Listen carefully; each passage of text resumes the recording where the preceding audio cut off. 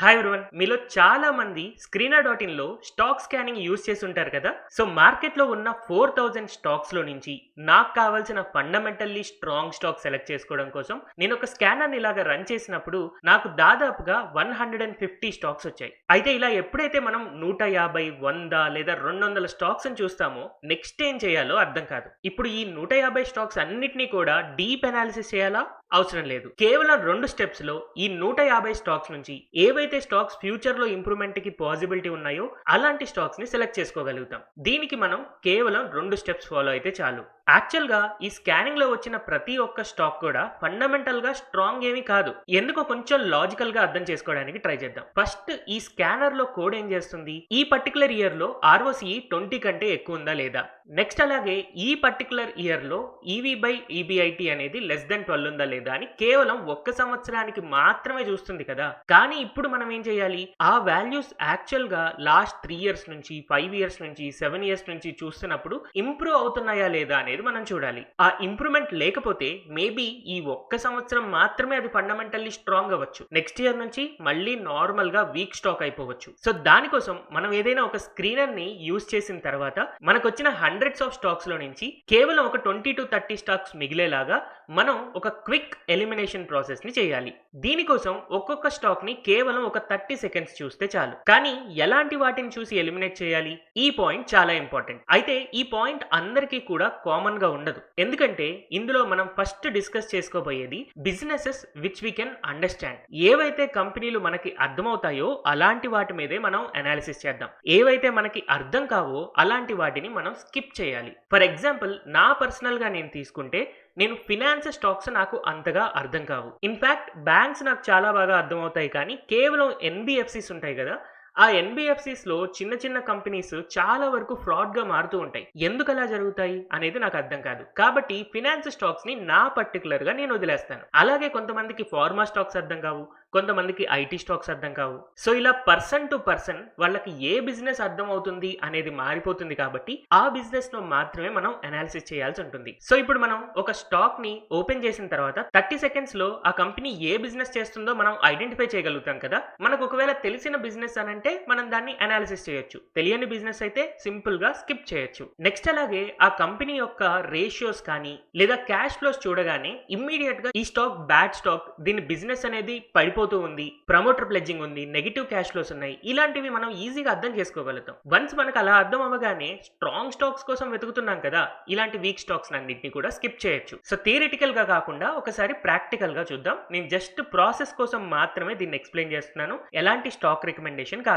So నేను ఇందాక screening చేసిన తర్వాత నాకు 150 స్టాక్స్ వచ్చాయి కదా. సింపుల్ గా నేను ఇప్పుడు కంట్రోల్ బటన్ క్లిక్ చేసి ఒక్కొక్క స్టాక్ ని ఓపెన్ చేస్తాను. ఫర్ ఎగ్జాంపుల్ నేను ఫస్ట్ 3 స్టాక్స్ ని ఓపెన్ చేస్తున్నాను. ఒకసారి వీటిల్లో ఎలాంటి వాటిని ఎలిమినేట్ చేయొచ్చు అనేది చూద్దాం. నాకు ఈ బిజినెస్ గురించి చూసినప్పుడు ఫర్నిషింగ్ ఫ్యాబ్రిక్స్ అని ఉంది. సో వీళ్ళు చేసేది యూజువల్ గా సింథటిక్ ఫ్యాబ్రిక్స్, షర్టింగ్స్, ఫర్నిషింగ్ ఇలాంటివి ఉన్నాయి. నాకు తెలిసి ఈ పర్టికులర్ సెక్టార్ లో చాలా మంది కాంపిటేటర్స్ ఉంటారు. అందుకని ఈ సెక్టార్ అంత ఈజీగా గ్రో అవ్వదు అని నా పర్సనల్ ఒపీనియన్. కాబట్టి నేను ఈ స్టాక్ ని అనాలిసిస్ చేయాలి అని అనుకోవట్లేదు. ఎందుకంటే మనకి షర్ట్స్ తయారు చేసే కంపెనీ లేకపోతే క్లాతింగ్ కంపెనీ ఇండియాలో ఎన్ని ఉన్నాయి, కొన్ని వేల కంపెనీలు ఉన్నాయి కదా. ఇన్ని వేల కంపెనీల్లో నేను ఒక మల్టీ బ్యాగర్ వస్తుంది, ఒక ఫండమెంటల్ గా స్ట్రాంగ్ స్టాక్ దొరుకుతుంది అని అయితే నేను అనుకోను. అందుకోసమని ఈ స్టాక్ ని నేను పక్కన పెడుతున్నాను. ఈ డెసిషన్ తీసుకోవడానికి నాకు కేవలం ఒక 5 సెకండ్స్ పట్టింది. నెక్స్ట్ స్టాక్ నేను ర్యాప్ కార్ప్ అని చూస్తున్నాను. ఈ ర్యాప్ కార్ప్ కనుక కంపెనీ ఏం చేస్తుంది అని చూస్తే రియల్ ఎస్టేట్ డెవలప్మెంట్ ఉంది. యాక్చువల్ గా నేను సివిల్ ఇంజనీరింగే చదువుకున్నాను. నా పర్సనల్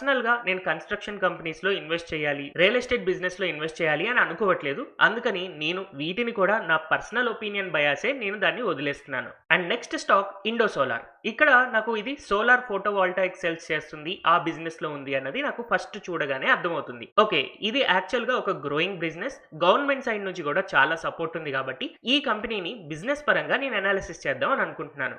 నెక్స్ట్ ఇమ్మీడియట్ గా యాజ్ ఎ బిగినర్ మీరు చేసే మిస్టేక్ ఏంటి అంటే పైనుంచి కిందకి చూసుకుంటూ వస్తారు. బట్ అలా చేయకూడదు, లాస్ట్ నుంచి ఫస్ట్ కి చూసుకుంటూ రావాలి అని చెప్పి నేను లాస్ట్ వీడియోస్ లో ఎక్స్ప్లెయిన్ చేశాను కదా. బట్ ఎనీహౌ మనం ఇప్పుడు క్విక్ ఎలిమినేషన్ కోసం డైరెక్ట్ గా రేషియోస్ లోకి వెళ్దాం. వెళ్దాం. సో ఈ రేషియోస్ లో నాకు డెటార్ డేస్ అనేది తగ్గుతూ ఉండాలి, కానీ ఆల్ ఆఫ్ ఎ సడన్ ఈ ఇయర్ లోనే డెటార్ డేస్ హెవీగా పెరిగాయి. అండ్ క్యాష్ కన్వర్షన్ సైకిల్ కూడా లాస్ట్ ఇయర్ నెగిటివ్ ఉండేది, బట్ ఈ ఇయర్ లో చాలా ఎక్కువ పాజిటివ్ వాల్యూకి కన్వర్ట్ అయింది. జనరల్ గా నేను అబ్జర్వ్ చేస్తున్నప్పుడు డెటార్ డేస్ తగ్గుతూ ఉండాలి, క్యాష్ కన్వర్షన్ సైకిల్ కూడా నెగిటివ్ ఉంటే అది నెగిటివే ఉండాలి లేదా ఇంకా తగ్గుతూ ఉండాలి, బట్ ఇక్కడ ఇంక్రీజ్ అయింది కాబట్టి ఈ స్టాక్ ని కూడా నేను సింపుల్ గా ఎలిమినేట్ చేసేయచ్చు. సో ఇలా మీరు ఈ 150 స్టాక్స్ ని గనక అనాలిసిస్ చేసుకుంటే మీకు కేవలం ఒక 20 to 30 స్టాక్స్ మాత్రమే నిజంగా ఫండమెంటల్ గా గ్రోయింగ్ కంపెనీస్ తెలుస్తాయి. నేను జస్ట్ పాస్ట్ 30 సెకండ్స్ లోనే 3 కంపెనీలని ఎలిమినేట్ చేసేసాను. అయితే నేను ఎలిమినేట్ చేసిన కంపెనీలన్నీ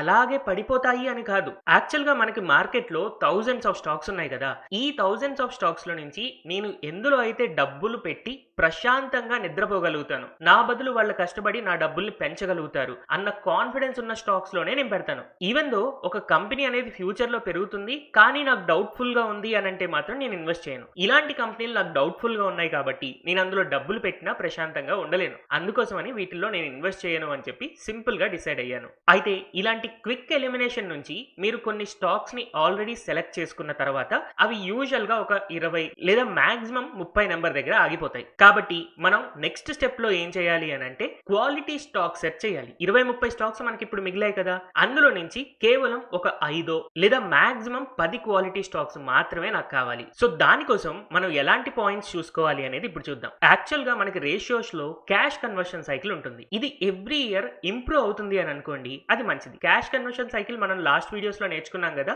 క్యాష్ కన్వర్షన్ సైకిల్ అనేది నెగిటివ్ ఉంటే మంచిది, లేదా తగ్గుతుంటే ఆ బిజినెస్ అనేది మనీని జాగ్రత్తగా మేనేజ్ చేస్తుంది, మంచిగా క్యాష్ ఎర్న్ చేస్తుంది అని అర్థం చేసుకోవచ్చు. నెక్స్ట్ అలాగే వర్కింగ్ క్యాపిటల్ డేస్ కూడా ఇంప్రూవ్ అవుతూ ఉండాలి. యూజువల్ గా క్యాష్ కన్వర్షన్ సైకిల్ ఇంప్రూవ్ అవుతుంటే most of the time working capital days కూడా ఇంప్రూవ్ అవుతూనే ఉంటాయి, ఇవి కూడా మనకి తగ్గుతూ ఉంటే మంచిది. And next operating cash flows ని అండ్ అలాగే ప్రాఫిట్ అండ్ లాస్ స్టేట్మెంట్ లో ఉన్న ప్రాఫిట్స్ ని కంపేర్ చేసుకొని రెండు ప్యారలల్ గా మూవ్ అవుతూ ఉండాలి. ఈ ప్యారలల్ గా గనక మూవ్ అవ్వకపోతే ప్రాబ్లం. అయితే ఇక్కడ యాక్చువల్ గా మీకు కొంచెం డీటెయిల్డ్ అనాలిసిస్ కావాలి. ఈ డీటెయిల్డ్ అనాలిసిస్ ని కూడా మీరు సింపుల్ గా ఒక AI ప్రాంప్ట్ తో చేసేయచ్చు. అది ఎలా చేయొచ్చు అనేది యూట్యూబ్ లో నేను ఆల్రెడీ వీడియో చేశాను. ఒకవేళ మీరు ఆ వీడియో చూడాలి అని అనుకుంటే యూట్యూబ్ లో మీరు తెలుగు స్టాక్ ఛానల్ ని సెర్చ్ చేసినప్పుడు మన ఛానల్లో ఇక్కడ ప్లేలిస్ట్ ఉంటాయి. సో ఈ ప్లేలిస్ట్ లో స్టాక్ అనాలిసిస్ విత్ AI అనే ప్లేలిస్ట్ ఓపెన్ చేస్తే మనకి చాలా ఇంపార్టెంట్వి 2 వీడియోస్ ఉన్నాయి. ఒకటి కంపెనీకి ప్రాఫిట్ వస్తే సరిపోదా అనే ఒక వీడియో కనపడుతుంది, అండ్ అలాగే సుజ్లాన్ స్టాక్ లాస్ లో ఉన్నా కూడా ఎలా బతికింది అని క్యాష్ ఫ్లో స్టేట్మెంట్స్ గురించి నేను ఎక్స్ప్లెయిన్ చేశాను. ఈ 2 వీడియోస్ లో నేను కింద డిస్క్రిప్షన్ సెక్షన్ లో మీకు ఇలాగా 2 AI ప్రాంప్ట్స్ ఇచ్చాను. ఈ AI ప్రాంప్ట్స్ ని గనక యూజ్ చేసి మీరు ఆ స్టాక్ అనాలిసిస్ గనక చేస్తే యాక్చువల్ గా ఆ కంపెనీ ఇంప్రూవ్ అవుతుందా లేకపోతే పడిపోతుందా అని ఈజీగా అర్థమైపోతుంది. సో వన్స్ ఇలాగా ఒక కంపెనీ యొక్క ప్రాఫిట్ ని అండ్ ఆపరేటింగ్ క్యాష్ ని ఎయిదర్ మీరు మాన్యువల్ గా గానీ లేదా ఆ AI ప్రాంప్ట్స్ తో గానీ అనాలిసిస్ చేసిన తర్వాత నెక్స్ట్ ఫైనల్ గా షేర్ హోల్డింగ్ యొక్క కన్విక్షన్ కూడా చూడాలి. అంటే ప్రమోటర్ హోల్డింగ్ గానీ FIS గానీ DIS కానీ వీళ్ళ హోల్డింగ్ అనేది ఇంప్రూవ్ అవుతుందా లేకపోతే ఎగ్జిట్ అవుతున్నారా అనేది మనం అర్థం చేసుకోవాలి. ఈ 4 విషయాలు గనక మనం అబ్జర్వ్ చేస్తే మనకు వచ్చిన 20 to 30 స్టాక్స్ లిస్ట్ లో నుంచి మనకు కావాల్సిన స్ట్రాంగ్ 5 to 10 కంపెనీస్ ని సెలెక్ట్ చేసుకోగలుగుతాం. సో ఇప్పుడు ఈ విషయాలు మీకు ప్రాక్టికల్ గా చూపించడం కోసం నేను ఇక్కడ SKM ఎగ్ ప్రొడక్ట్స్ అనే కంపెనీ యొక్క డేటాని ఇక్కడ screener.in లో నేను ఓపెన్ చేశాను. సో వన్స్ ఓపెన్ చేసిన తర్వాత డైరెక్ట్ గా మీరు లాస్ట్ పేజ్ నుంచి రావచ్చు. సో లాస్ట్ పేజ్ లో మీకు ఇక్కడ ఇన్వెస్టర్స్ డేటా ఉంటుంది. సో యాక్చువల్ గా నేను ఇక్కడ ప్రమోటర్ హోల్డింగ్ కనుక అబ్జర్వ్ చేస్తే 55% నుంచి 57% కి ఇంప్రూవ్ అవుతూ కనపడుతుంది. అండ్ లాస్ట్ క్వార్టర్స్ లో FIS యాక్చువల్ గా సెల్లింగ్ మోడ్ లో ఉన్నా కూడా రీసెంట్ క్వార్టర్స్ లో మాత్రం బై చేస్తూ కనపడుతున్నారు. వెరాస్ DIS మాత్రం ఆల్మోస్ట్ కాన్స్టెంట్ ఉంది, లేదా DIS కొంతవరకు సెల్ చేస్తున్నట్టు మనకు కనపడుతుంది. ఓవరాల్ గా నేను అబ్జర్వ్ చేసినప్పుడు పబ్లిక్ షేర్ హోల్డింగ్ ఏదైతే ఉందో అది ఆల్మోస్ట్ కాన్స్టెంట్ గా ఉంది, వెరాస్ కొంచెం తగ్గుతుంది. సో యాక్చువల్ గా షేర్ హోల్డింగ్ ప్యాటర్న్ వైజ్ అయితే నాకు చాలా వరకు మంచిగానే కనబడుతుంది. అండ్ ఇంకొక విషయం మనం ఇక్కడ చాలా జాగ్రత్తగా చూసుకోవాల్సింది ఏంటి అంటే ప్రమోటర్ ప్లెడ్జింగ్ అనేది 0 ఉండాలి. సో దీనికోసం నేను టాప్ లోకి వెళ్ళి ప్రమోటర్ ప్లెడ్జింగ్ చూసుకుంటున్నాను, ఇది 0% ఉంది. అయితే మీరు బై డిఫాల్ట్ screener.in యూజ్ చేస్తున్నప్పుడు ఈ ప్రమోటర్ ప్లెడ్జింగ్ కనిపించకపోవచ్చు, మీరు దీన్ని యాడ్ చేసుకోవాలి. దానికోసం ఇక్కడ ఎడిట్ రేషియోస్ లోకి వెళ్ళి కింద రేషియోస్ లో ప్రమోటర్ ప్లెడ్జింగ్ అని ఉంటుంది, దీన్ని టిక్ చేసిన తర్వాత పైకి వచ్చి సేవ్ క్విక్ రేషియోస్ క్లిక్ చేస్తే మీకు ఈ ప్రమోటర్ ప్లెడ్జింగ్ అనేది ప్రతి స్టాక్ కి కనబడుతుంది. సో ఇప్పుడు నాకు last data investors data wise ఈ కంపెనీకి నేను ప్రస్తుతానికి సాటిస్ఫై అయ్యాను. నెక్స్ట్ మనం చూడాల్సింది రేషియోస్. సో ఈ రేషియోస్ మీద క్లిక్ చేస్తే ఈ కంపెనీ యొక్క డేటా డేస్ 20-30 రోజులు, అంటే ఎంత, ఒక నెల రోజులు. సో కేవలం నెల రోజుల్లో వీళ్ళ దగ్గర నుంచి ఎవరైతే మెటీరియల్ తీసుకున్నారో వాళ్ళు మనీ ఇచ్చేస్తున్నారు.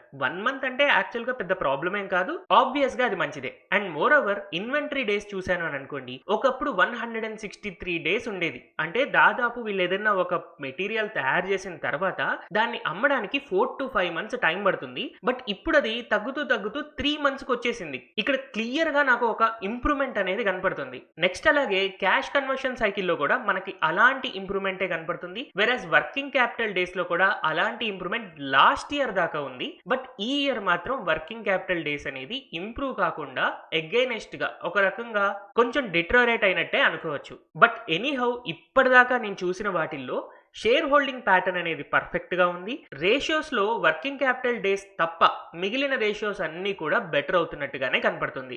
దీని తర్వాత నెక్స్ట్ స్టెప్ లో నేను క్యాష్ ఫ్లో స్టేట్మెంట్ కి వెళ్తున్నాను. క్యాష్ ఫ్లో స్టేట్మెంట్ లో వీళ్ళ యొక్క క్యాష్ ఫ్రమ్ ఆపరేటింగ్ యాక్టివిటీస్ గనక అబ్జర్వ్ చేస్తే 2023 నుంచి క్లియర్ గా ఇది ఇంప్రూవ్ అవుతున్నట్టుగానే కనపడుతుంది. అండ్ పాజిటివ్ వాల్యూస్ ఉన్నాయి. ఒకప్పుడు పాజిటివ్, నెగిటివ్ ఇలా ఉండేది. బట్ ఎవ్రీ ఇయర్ కూడా ఈ కంపెనీ లోపలికి క్యాష్ అనేవి వస్తున్నాయి. నెక్స్ట్ ఫ్యూచర్ గ్రోత్ కోసం వీళ్ళు కొన్ని ఇన్వెస్టింగ్ యాక్టివిటీస్ చేస్తున్నారు. యూజువల్ గా ఇన్వెస్టింగ్ యాక్టివిటీస్ నెగిటివే ఉంటాయి. అండ్ ఫినాన్సింగ్ యాక్టివిటీస్ కూడా ఇలా ఉన్నాయి. అండ్ ఫైనల్ గా మనం ఫ్రీ క్యాష్ ఫ్లో గనక చూస్తే ఒకప్పుడు ఇది ప్లస్ అండ్ మైనస్ మధ్యలో ఉండేది యాక్చువల్ గా free cash flows. But last 4 years నుంచి కన్సిస్టెంట్ గా ఫ్రీ క్యాష్ ఫ్లోస్ అనేవి పాజిటివ్ ఉంటున్నాయి. అందుకని ఈ కంపెనీలో నాకు ఒక మంచి ఇంప్రూవ్మెంట్ అయితే కనబడుతుంది. సో ఫర్ ఎగ్జాంపుల్ నాకు ఒక 20 to 30 స్టాక్స్ ఆల్రెడీ మనం ఎలిమినేషన్ ప్రాసెస్ అయిపోయాక మన దగ్గర మిగిలాయి. ఆ మిగిలిన వాటిల్లో నేను ఈ రేషియోస్ అన్ని చూసుకున్న దాని ప్రకారం ఇప్పటిదాకా ఈ కంపెనీ అనేది బాగుంది. మేబీ ఈ స్టాక్ ప్రైస్ కూడా పెరుగుండొచ్చు. ఇన్ఫాక్ట్ నేను ఇక్కడ అబ్జర్వ్ చేస్తే రీసెంట్ టైం ఫ్రేమ్ లో ఈ స్టాక్ ఆల్రెడీ ఒక 50 to 70% ర్యాలీ ఇచ్చింది. అండ్ అలాగే లాస్ట్ 1 to 2 months లో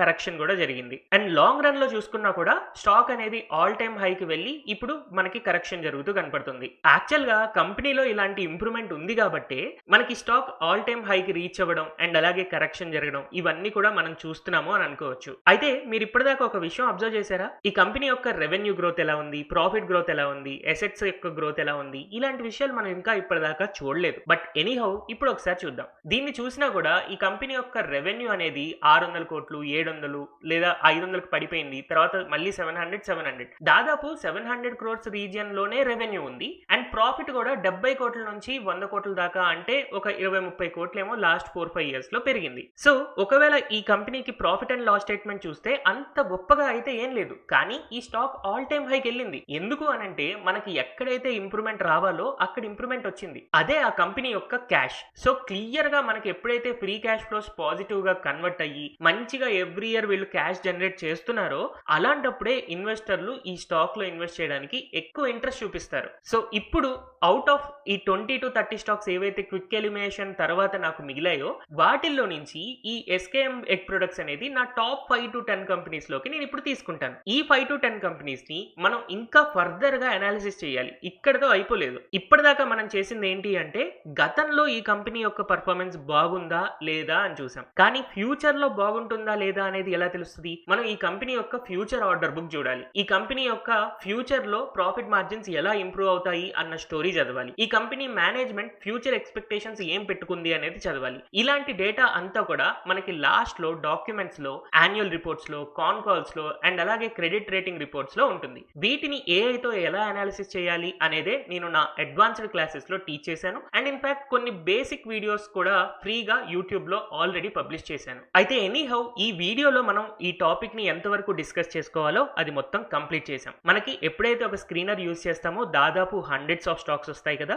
మీరు ఏ స్క్రీనర్ యూజ్ చేసినా కూడా ఇలాగే జరుగుతుంది. ఈ హండ్రెడ్స్ ఆఫ్ స్టాక్స్ లో నుంచి ఫస్ట్ క్విక్ ఎలిమినేషన్ చేస్తాము. ఈ క్విక్ ఎలిమినేషన్ అయిపోయిన తర్వాత క్వాలిటీ స్టాక్ సెర్చ్ చేస్తాము. దీనికోసం మనం రేషియోస్ ని, షేర్ హోల్డింగ్ ప్యాటర్న్ ని అండ్ అలాగే క్యాష్ ఫ్లో స్టేట్మెంట్స్ ని వీటన్నిటిని కంపేర్ చేసుకుని మనకు కావాల్సిన టాప్ 5 to 10 స్టాక్స్ ని సెలెక్ట్ చేసుకున్న తర్వాత ఈ కంపెనీ యొక్క మేనేజ్మెంట్ గురించి, ఫ్యూచర్ గ్రోత్ గురించి, ఎక్స్పాన్షన్ ప్లాన్స్ గురించి ఇలాంటి స్టోరీస్ అన్ని కలెక్ట్ చేసుకుని మనకి ఏ కంపెనీస్ అయితే కాన్ఫిడెంట్ గా పక్కా పక్కాగా గ్రో అవుతాయి అని అనిపిస్తుందో అలాంటి కంపెనీస్ లో మనం ఇన్వెస్ట్ చేసుకోవాలి. అండ్ ఫైనల్ గా ఒకసారి వాల్యుయేషన్స్ చేసుకొని ఈ వాల్యుయేషన్స్ వైజ్ ఈ కంపెనీ బాగుందా లేదా అని చూసుకొని కరెక్ట్ ప్రైస్ దగ్గర మనం ఎక్కువ క్వాంటిటీని అక్యుములేట్ చేసుకోవచ్చు. ఇలా ఇన్వెస్ట్మెంట్ చేయడం ద్వారా మన మనీ అనేది చాలా ప్రాపర్ గా గ్రో అవుతుంది. హోప్ ఈ వీడియో చూసిన తర్వాత మీకు స్టాక్ స్క్రీనింగ్ చేసిన తర్వాత యాక్చువల్ గా ఎలాంటి స్టెప్స్ ఫాలో అయితే మీరు ఈజీగా బెటర్ స్టాక్స్ ని కనుక్కోగలుగుతారు అనేది అర్థమైంది అని అనుకుంటున్నాను. ఈ వీడియోలో మీకు ఏమైనా డౌట్స్ ఉన్నాయి అంటే కింద కమెంట్ సెక్షన్ లో అడగచ్చు. అండ్ అలాగే ఈ వీడియో కనుక నచ్చినట్టయితే మీ ఫ్రెండ్స్ అండ్ కొలీగ్స్ కూడా షేర్ చేస్తారు అని అనుకుంటున్నాను. And finally don't forget to like, share and subscribe to Telugu stock channel. Thank you everyone for watching this video.